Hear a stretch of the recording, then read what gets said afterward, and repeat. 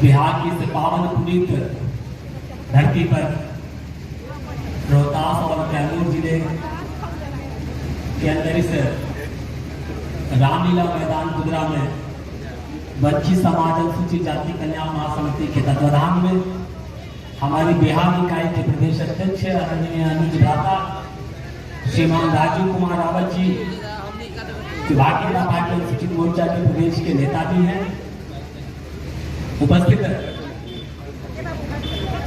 वंचित समाज के हमारे जो सभी भाई बहनें जो बड़ी संख्या में आज इस कार्यक्रम में उपस्थित हुए हैं, मैं नमन करता हूं परम पूज्य बोधिसत्व डॉक्टर बाबा साहब भीमराव अम्बेडकर जी को, जिनके संविधान की बदौलत देश के 75वें वर्ष में अनुसूचित जाति वर्ग के लोग निरंतर प्रगति कर रहे हैं। नमन करते हैं आज के दिन हम डोग राजा जी को, महर्षि वाल्मीकि जी को, महर्षि सुदर्शन को, महात्तर ऋषि को, संत रैदास जी को और अनेक भारत के उस अनुसूचित जातियों के महर्षियों जिनकी पहचान, भारत की मूल पहचान महर्षियों से है। चाहे वो महाभारत किसने लिखी, महर्षि वेद व्यास ने, कौन थे, शूद्र थे, अनुसूचित जाति के थे। चाहे वो रामायण का प्रकरण हो, किसने लिखा है महाग्रंथ, महर्षि वाल्मीकि जी ने। वेद किसने लिखा आप सब जानते ही हैं। आज के इस कार्यक्रम में हम सबके मार्गदर्शक, हमारे परिवार के मुखिया, भारतीय जनता पार्टी बिहार राज्य के यशस्वी प्रदेश अध्यक्ष के आदरणीय श्री संजय जायसवाल जी, माननीय सांसद महोदय,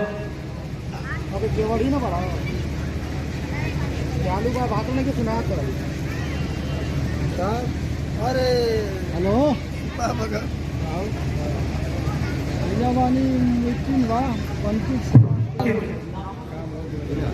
आदरणीय पूर्व मंत्री महोदय संतोष सिंह जी, विधान परिषद के सम्माननीय सदस्य महोदय, आदरणीय मातृशक्ति रिंकी पांडे जी, विधायक भाभुआ, पूर्व विधायक अशोक सिंह जी, मोहनिया से विधायक हैं निरंजन राम जी और सम्मानित मंच पर उपस्थित सभी महानुभाव। क्योंकि आदरणीय अध्यक्ष जी का व्यस्त कार्यक्रम है, मैं 10 मिनट में अपनी बात को समाप्त करूंगा। आदरणीय अध्यक्ष महोदय, यह डोम समाज के लोग भारत के लगभग सभी 29 प्रांतों में राज्य करते हैं, निवास करते हैं। सभी राज्यों में इनकी संख्या बाहुल्य है, परंतु आधुनिक समय में हमारे लोगों की जो मूल पहचान थी, जैसे हमें डोम कहा जाता था, हेला कहा जाता था, अब धीरे धीरे हमारे लोग उसमें आधुनिक हो गए तो परिवर्तन कर रहे हैं, अपना गोत्र लगा देते हैं। वो जैसे हेला लिख रहे हैं, रावत लिख रहे हैं, डोमार, बसोर, बरार, धरकार, वंशकार, वंशखोर, बसोर, ये पूरे देश के अंदर की मैं बात कर रहा हूँ। कहीं कहीं पर हमें धानुक भी कहा जाता है, हम बेलकर भी हैं, हम बेलवंशी भी हैं। ये सब वाल्मीकि और धानुक समाज और हमारे डोम समाज की उपजातियां और गोत्र हैं। आदरणीय महोदय, निश्चित रूप से वंचित समाज अनुसूचित जाति कल्याण महासमिति के इस महत्वपूर्ण आयोजन में आपकी गरिमामयी उपस्थिति हमारी प्रार्थना थी। आपने हमारी भावनाओं का सम्मान करते हुए अपनी गरिमामयी उपस्थिति से इस कार्यक्रम को प्रतिष्ठापित करने का काम किया, गौरवान्वित करने का काम किया। आदरणीय महोदय, इस समाज की कुछ मूलभूत समस्याएं हैं और निरंतर भारतीय जनता पार्टी की केंद्र की सरकार हो या राज्यों की सरकार हो, इस वंचित वर्गों के कल्याण के लिए काम कर रही है। उत्तर प्रदेश के अंदर यशस्वी दलित मित्र मुख्यमंत्री श्रीमान योगी आदित्यनाथ जी महाराज जी के द्वारा राज्य सलाहकार समितियों की कमान दलितों के हाथ में दी गई है। उत्तर प्रदेश में सबसे ज्यादा आयोग और निगम में अनुसूचित जाति वर्ग के लोगों को प्रतिनिधित्व प्रदान किया गया है। मुझे भी शासन में प्रधानमंत्री आदर्श ग्राम योजना राज्य स्तरीय सलाहकार समिति उत्तर प्रदेश शासन का सम्मानित सदस्य नामित किया गया है। हम ये कह सकते हैं कि भारतीय जनता पार्टी की सरकार गांव, गरीब, किसान, मजदूर, झुग्गी झोपड़ी के रहने वाले वंचित वर्गों के कल्याण के लिए समर्पित है। चाहे वो प्रयाग के कुंभ में यशस्वी प्रधानमंत्री नरेंद्र मोदी जी के द्वारा अनुसूचित जाति वर्ग के डोम और वाल्मीकि समाज के लोगों का पैर पखार करके उनके वंदन करने का प्रकरण हो, या काशी विश्वनाथ में वो जो अनुसूचित जाति वर्ग के लोगों ने जो इस भव्य मंदिर का निर्माण किया है उसके कारीगरों के साथ बैठ करके भोजन करना हो।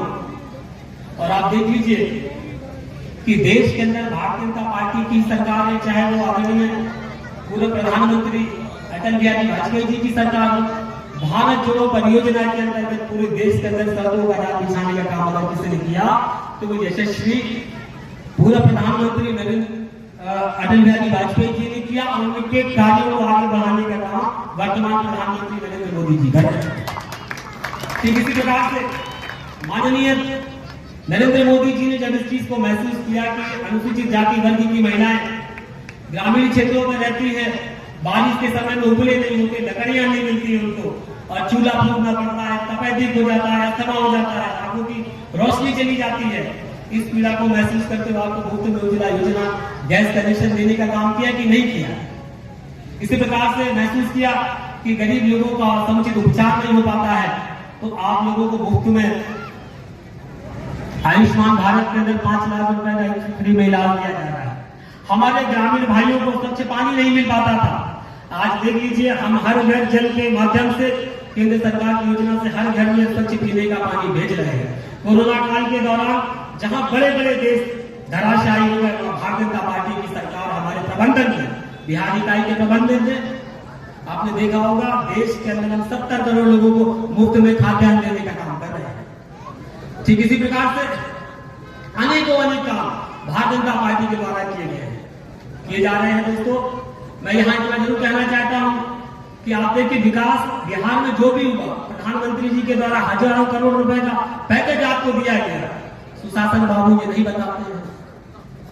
सुशासन बाबू जिस समय आप अल्पमत में सरकार चला रहे थे, यही लालू प्रसाद यादव ने आपको विधानसभा के अंदर हमला करवाया था और आप भाग गए थे विधानसभा से। आज आपको भूल रहे हैं कि जो आपके विरोधी थे आप उनके साथ गंभैया डालकर घूम रहे हैं। आप चाहते हैं कि बिहार में राजद का साथ मिल जाएगा तो आप देश के प्रधानमंत्री बन जाएंगे। ऐसा संभव है? ऐसे दलबदल लोगों से, ऐसे स्वार्थी लोगों से आप लोग अपने आप को बचाएंगे।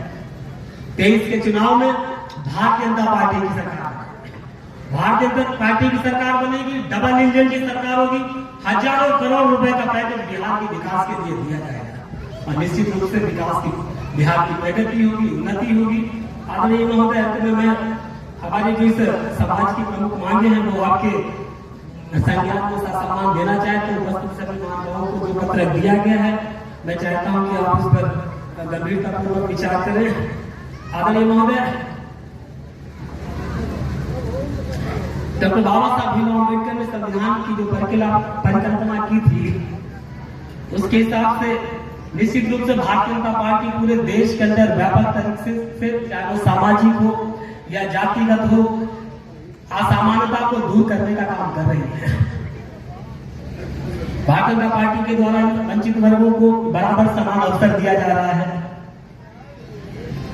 निश्चित रूप से अभी भी कुछ ऐसे क्षेत्र हैं जहां पर इस वंचित वर्ग के लोगों को समुचित प्रतिनिधित्व प्रदान नहीं किया जा रहा।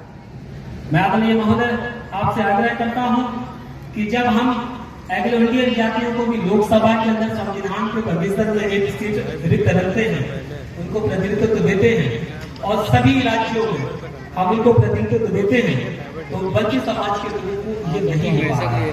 अभी भी हमारे लोग एमएलए और विधान परिषद और स्नातक की सीटों में और राज्यसभा की सीटों में नागरिक दिखाई देते हैं। नंबर 1 पर बिहार राज्य में जातियों की संख्या की बहुलता को ध्यान में रखते हुए इन्हें लोकसभा, राज्यसभा, विधान परिषद और केंद्र सरकार में निगम आयोग का अध्यक्ष, उपाध्यक्ष, सलाहकार समितियों में सदस्य नामित करके इनके प्रतिनिधित्व को प्रदान किया जाए। ये हमारी आपसे करबद्ध निवेदन और प्रार्थना है। आदरणीय महोदय, नंबर 2, वंचित समाज के छात्र छात्राओं को बेहतर शिक्षा के लिए और सुदूर क्षेत्रों में रहने वाले समाज के लोगों के बच्चे, हमारी बेटियां, हमारे बेटे अभी उस शिक्षा की ओर नहीं पहुंच पा रहे हैं जो आज के आधुनिक में इसको आवश्यकता है, जैसे कंप्यूटर की शिक्षा है, आधुनिक शिक्षा है। नंबर 3, इस समाज के लोगों को केंद्र एवं राज्य सरकार में रिक्त पदों पर नियुक्तियों का मैं कह ही चुका हूँ आपसे। इस समाज के युवक युवतियों के विवाह हेतु केंद्र सरकार के द्वारा भी प्रावधान है। अब उत्तर प्रदेश में भी आदरणीय मुख्यमंत्री योगी आदित्यनाथ जी 51,000 से 1 लाख रुपए दे रहे हैं। और निश्चित रूप से आप वर्ष 2023 में भारतीय जनता पार्टी की सरकार बनाइए, उन गरीब बहन बेटियों को उचित धनराशि हमारी सरकार देने का काम करेगी। हमारे मुखिया यहाँ बैठे हुए हैं। राज्य के सफाई कामगार कर्मियों के निवासरत जो भी यहाँ कॉलोनी है, जो लोग सुपर पोस्ट पर काम कर रहे हैं, उनके मकान 90 साल की आयु पूरी कर चुके हैं। वो कॉलोनियां जीर्ण शीर्ण है, कभी भी गिर सकती है, कोई हादसा हो सकता है। तो इन्हें केंद्र में इस मामले के आप माननीय सांसद हैं हमारे, तो केंद्र में प्रस्ताव ला करके ऐसे सफाई कामगार जहाँ कहीं भी रह रहे हैं उन कॉलोनियों को पुनः निर्माण कराते हुए उनको पुनर्वासित कराएं। बिहार प्रदेश के जिला कैमूर में वंचित समाज की बहन बेटियों के लिए यहाँ बारातशाला नहीं है दोनों जिलों में। मैं चाहता हूँ कि आप एक अच्छी सी जमीन जीएस लैंड देख करके केंद्र सरकार से प्रस्ताव पारित कराकर यहाँ पर बारातशाला का निर्माण करा दिया जाए, जिससे कि गरीब समाज की बेटियों के हाथ पीले हो सके। आदरणीय महोदय, वंचित समाज की जातियां कि हमारी जो बहनें, हमारी माताएं, हम जानते हैं कि हम आपसे हर प्रकार से जुड़े हुए हैं, चाहे वो प्रसव का मामला, हमारे समाज की बहनें, हमारी माताएं प्रसव कराने का काम नहीं करती हैं, प्रशिक्षित दाई हैं। और उन्हें आप देख रहे समय नर्सों का काम लिया जा रहा है। मैं चाहता हूँ कि प्रशिक्षित हमारी दाई है, उन्हें सरकारी अस्पतालों में नौकरी पर लिया जाए, लोन का लाभ दिया जाए, ताकि इनकी जीविका का एक साधन प्रशस्त हो सके। साथ ही साथ यह समाज बांस की सूप, डलिया, टोकरी, झबिया, माल बनाने का काम करता है, जो शादी विवाह से जुड़ा हुआ यह कार्य है। केंद्र सरकार में राष्ट्रीय बांस मिशन के माध्यम से यह कार्य किया जा रहा है। मैं आपसे आग्रह करूंगा कि आप इसको अगर कमीशन बनवा देंगे, राष्ट्रीय बांबू कमीशन, तो यह एक आयोग बन जाएगा और इसमें आयोग में जो सदस्यों की नियुक्ति और अध्यक्ष उपाध्यक्ष की नियुक्ति हो, उसमें समाज के लोगों को दिया जाए। आदरणीय महोदय,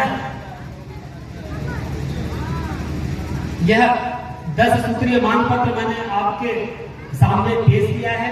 मुझे पूर्ण विश्वास है कि आप हमारे इस मांग पत्र पर हमारी वेदना है, हमारी जो पीड़ा है, आप इसको जरूर इस पर विचार करेंगे। और इस कार्यक्रम में पिछले 1 महीने से रात दिन मेहनत कर रही हमारे प्रदेश इकाई की टीम, हमारे कैमूर जिले के जिलाध्यक्ष